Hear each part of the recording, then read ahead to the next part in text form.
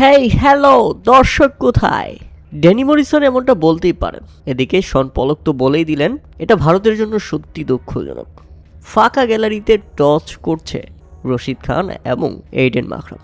টসের পর খেলা শুরু হলো, কিন্তু গ্যালারিতে দর্শকের দেখা নেই। ফাঁকা গ্যালারিতেই পুরো খেলা শেষ।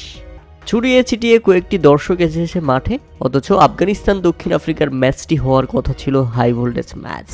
এবারের ভারতে বিশ্বকাপ থেকে দর্শকরা মুখ ফিরিয়ে নিয়েছে। আহমেদাবাদে নরেন্দ্র মোদীর মতো বিখ্যাত স্টেডিয়ামে পর্যন্ত দর্শক খরা। ফাঁকা গ্যালারিতে প্লেয়াররা খেলছে, মাঠে খেলোয়াড়দের আমেজ বাড়ানোর জন্য ব্যবহার করা হচ্ছে ফেক সাউন্ড ইফেক্ট, যে ব্যাপারগুলো সত্যি ভারতের জন্য দুঃখজনক ব্যাপার। এদিকে বিশ্বকাপে দেখা গেল বাংলাদেশি আম্পায়ার শরীফুদ্দুল্লাহ ইবনে শহীদ সৈকতকে। অবশ্য এদিন দারুণ ডিসিশন দিয়েছেন তিনি। ইনিংসের 13তম ওভারের শেষ বলের ঘটনা ছিল সেটি। রশিদ খানের করা ডেলিভারিটি রীতিমতো পরাস্ত হয়েছিলেন রায়ান রিকেলটন, আর সাথে সাথেই সজোরে আবেদন করে আফগানিস্তান এবং আঙ্গুল উঁচিয়ে দেন Bangladeshi umpire.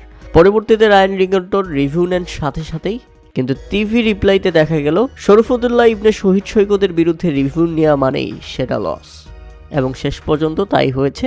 Impact in line, wicket hitting এবং আউটসাইড অফ সব কিছুটাই পারফেক্ট ছিল রশিদ খানের সেই ডেলিভারি।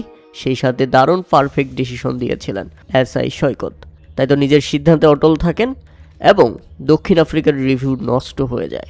সেই দিকে রান খরায় ভুগেছে দক্ষিণ আফ্রিকা, তাই তো তাদের 200 করা হয়নি। শুরুটা দারুণ হলেও শেষ দিকে রান তুলতে না পেরে নির্ধারিত 20 ওভারে 6 উইকেট হারিয়ে 187 রানের মধ্যেই থেমে যায় তারা। দলের হয়ে সর্বোচ্চ 28 বলে 61 রান করেন রায়ান রিকেলটন এবং 41 বলে 59 রানের ইনিংস খেলেন কুইন্টন ডি কক।